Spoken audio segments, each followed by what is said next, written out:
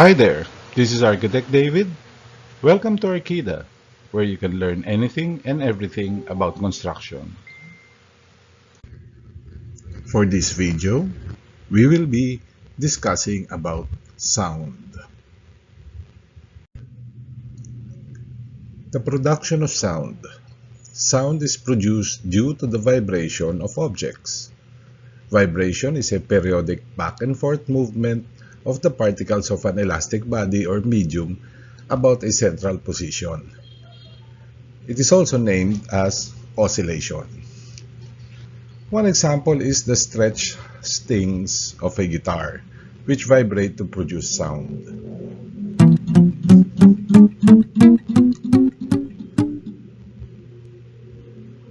Or, when a membrane of a table is struck, it vibrates to produce sound too, like the closing of the drawer of a table.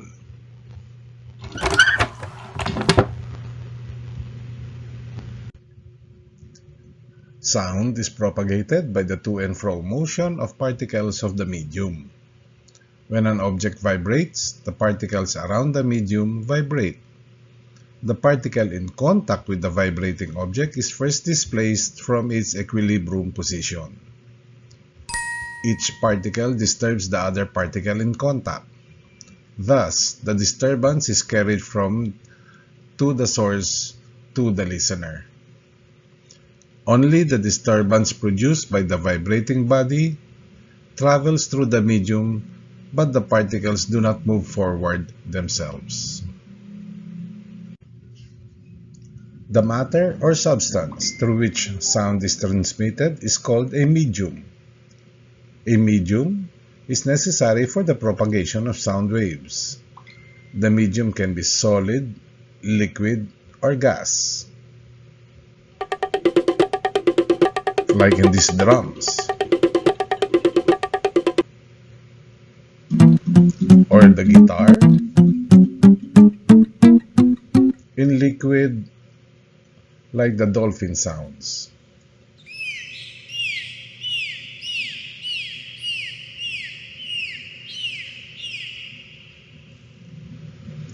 Try to remember also that sound cannot travel in a vacuum. The wave that requires medium to propagate is called a mechanical wave. Sound is a mechanical wave that results from the back and forth vibration of the particles of the medium through which the sound wave is moving. This is what characterizes sound waves in the air as longitudinal waves.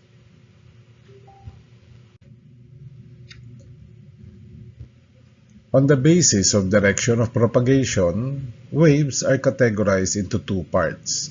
The first, the longitudinal waves. These are the waves in which the particles of the medium vibrate along the direction of propagation of the wave. For example, sound waves.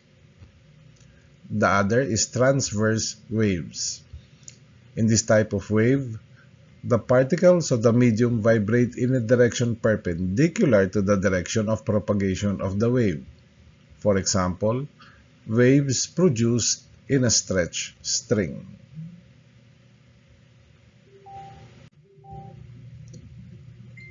Compression and rarefaction.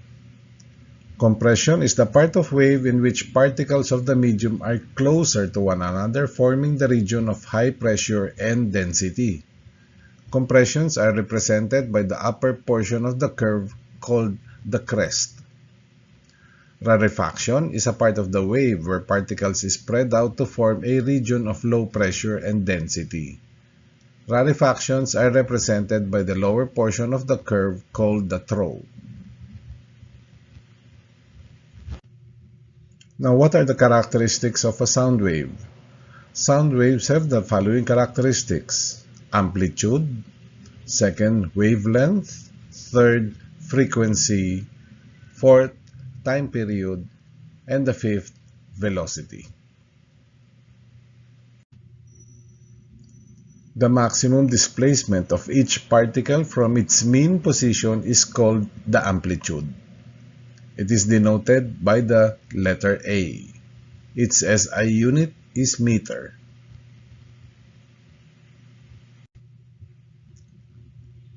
The distance between two nearest or adjacent crests or throws of a wave is called the wavelength.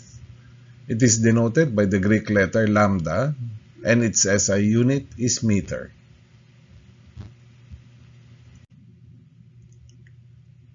The number of vibrations per second is called a frequency. The SI unit of frequency is hertz, and the symbol of the frequency is the small letter V or nu.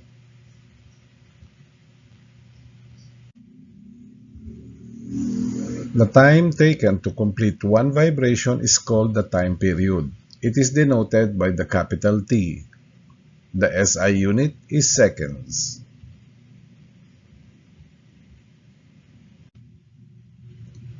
The distance traveled by a wave in 1 second is called velocity of the wave or speed of the wave. Its SI unit is meters per second.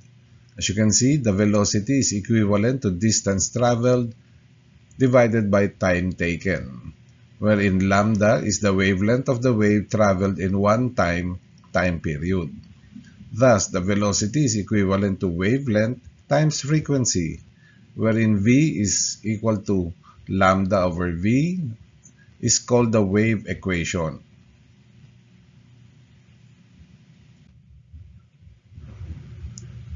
Pitch and loudness. Pitch, it represents the shrillness or flatness of sound. It depends on the frequency of vibration. The higher the frequency of sound wave, the higher will be the pitch of the sound, and vice versa. A listener's perception of the frequency is of the pure tone. Now, loudness is the measure of the sound energy reaching the ear per second. It depends on the amplitude of the sound wave. It is measured in decibels.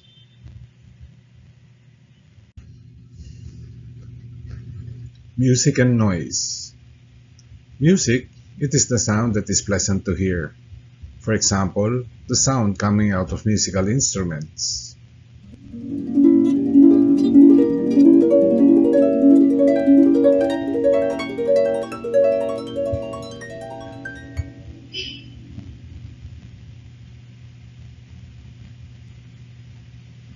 While noise it is the sound that is unpleasant to hear. One example of that is the sound produced by vehicles, especially in traffic.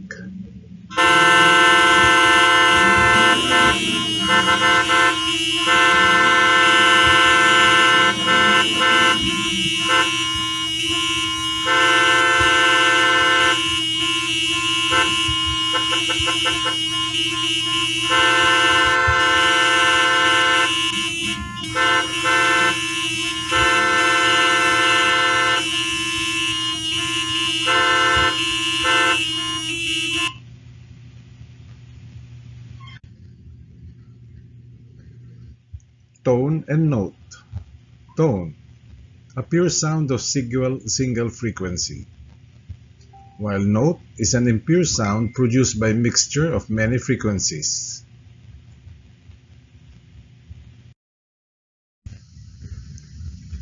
Audible frequency. The audible range of a human ear is from 20 Hz up to 20,000 Hz or 20 kHz. But it can also differentiate in between these hertz, the bass sounds, medium sounds, and the treble sounds. Reflection of sound. When sound waves strike a surface, they return back into the same medium, wherein this phenomena is called reflection. Now the laws of reflection. There are two basic laws of reflection of sound. The angle of incidence is equal to the angle of reflection, while the second basic law is the incident wave, the reflected wave, and the normal all lie in the same plane. Now, how do you apply the reflection of sound? Many instruments work on the basis of multiple reflection of sounds. Example, a megaphone, loudspeaker, bulb horns, musical instruments like trumpets, are designed to send sound by multiple reflections in a particular direction, due to which the amplitude of sound waves adds up to increase loudness of sound. Another, a stethoscope, which is used by doctors to listen to the sounds from a human body, also works on the principle of multiple reflection of sounds. Here, the sound of a heartbeat reaches the doctor's ear by multiple reflections. And the last is, in big halls or auditoriums, sound is absorbed by walls, ceilings, seats, etc. So a curved board or a soundboard is placed behind the speaker. Then the voice of the speaker suffers multiple reflections to increase its loudness so that his speech can be heard easily by audiences. Now let me discuss with you certain important acoustical terms, one of which is the anechoic chamber. It is a sealed room in which all the surfaces are designed to completely absorb all sound produced in the room. It can also be called a dead room, wherein it is a room containing an unusually large amount of sound absorption. Next is attenuation, where it is defined as a reduction in the sound level.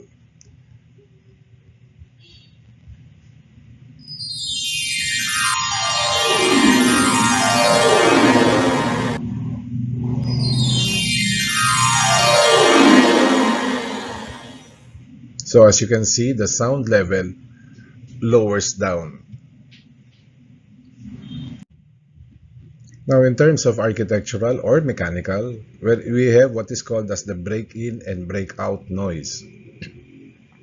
Break-in noise is the transfer of noise from a space surrounding the ductworks inside to the duct through the duct walls, while a break-out noise is the transfer of noise from the interior of a duct through the duct walls into a space outside the duct.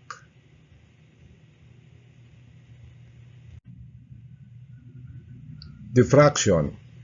It is a change in the direction of propagation of sound as a result of bending of the sound waves caused by a barrier in the path of the sound wave itself.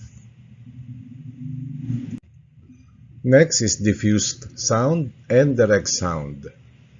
Diffuse sound is a sound field in which the sound comes in equal intensity from all directions, just like is shown on the picture on the upper left.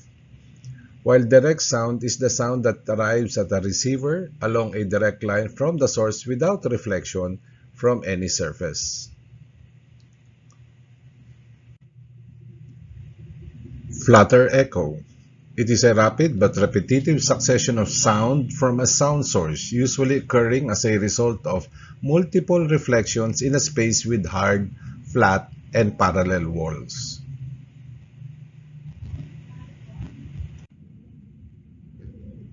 Infrasonic and ultrasonic. Infrasonic is a sound that is below the human audible frequency, which is 20 Hz, while ultrasonic are waves that are so high in frequency that humans cannot even hear them.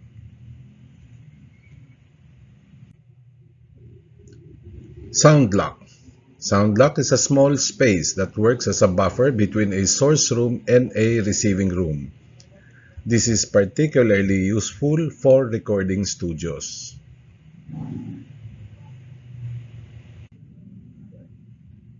White noise. A noise whose energy is uniform over a wide range of frequencies. This is analogous to the term white light used in lighting design, which consists of almost equal amounts of light of different wavelengths or colors. A white noise sounds hissy.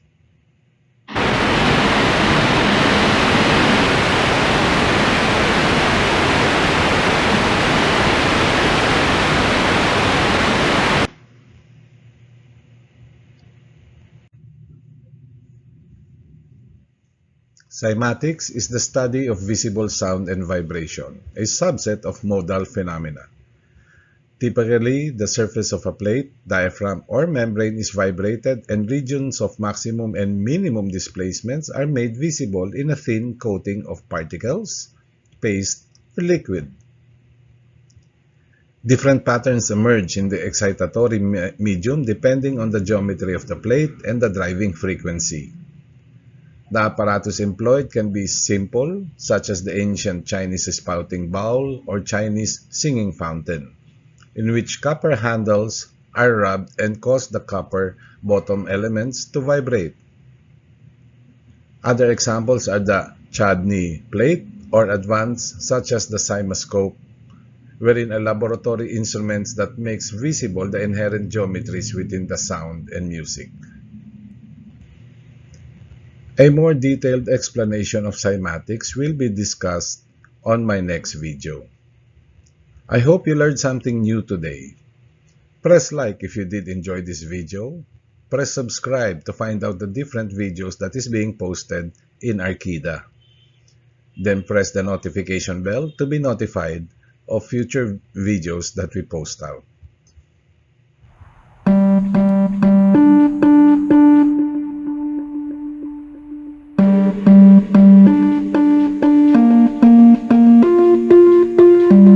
The first experiment for the cymatics music video is called a Chladni plate. Now, Chladni plate's basically a metal plate attached to the top of a speaker. There's sand on top of the plate, and you play different tones through the speaker. The plate vibrates, which forms different shapes depending on the frequency of the sound. Well, we blew up a lot of speakers with the Chladni plate. So there was a lot of experimenting around the Chladni plate, primarily looking at how much volume we can put through there, how much sand to actually put on the plate, and the different shapes of plates and what different patterns would be created because of those shapes. But what we were really testing was what frequencies create the most interesting repeatable patterns, because that was a key point. So we ended up playing pretty much every audio frequency through the plate to see what different shapes it would form. And for most frequencies, it doesn't really do much, but when it hits a frequency that resonates with the plate, it forms a really nice pure shape. So we found out what those tones were, and those were the tones we used to draw the plate in the video.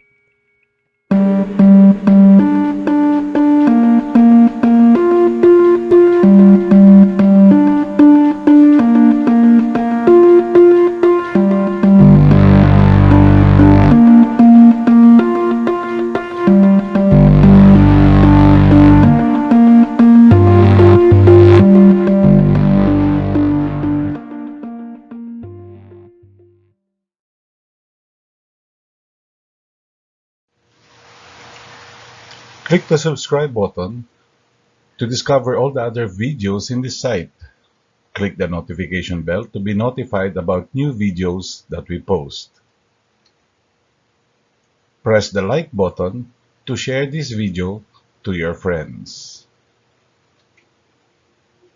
If you have additional comments, please post them down below or at our Archida Facebook page, and I will answer all your queries. Thank you.